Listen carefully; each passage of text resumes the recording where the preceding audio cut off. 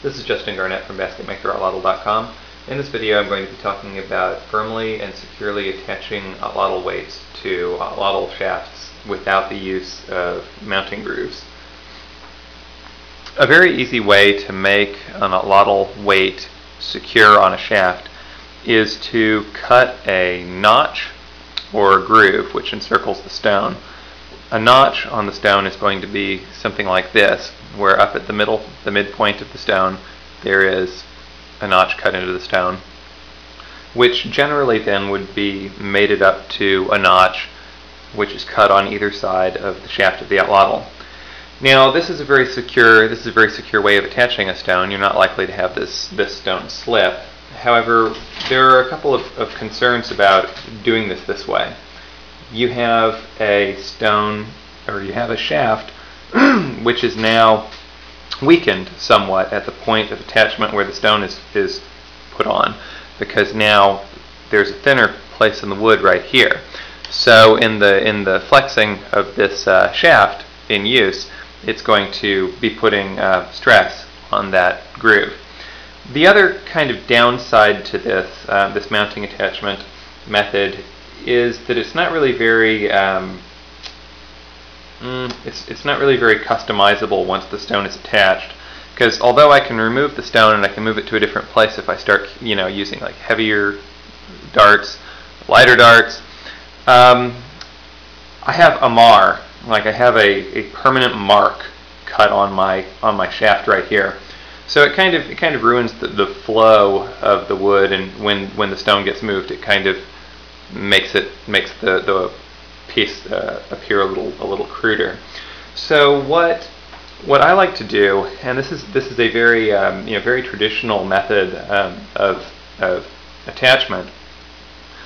I like to use a stone which has no grooves, no notches, just a clean shaped atlatl weight. This is a fairly large one here, but it's the kind of elegant shape without a groove. So to firmly attach something of this nature to the atlatl shaft, essentially what one wants to do is utilize the natural shape of the atlatl, or well, not really so much the natural shape, but to use the shape of the atlatl to one's advantage. A lot of atlatl shafts will have a taper which runs from the distal end down to the proximal end. So what you have is a flaring shaft. And what's nice about this is this means that if you tie an object onto here with a very tight, very firm binding, especially a heavy object such as an atlatl weight, its tendency is going to want to be to slide toward the distal end as the atlatl is swung. However, if the shaft swells and expands as it heads up toward the headspace, the stone actually will wedge itself tightly on here.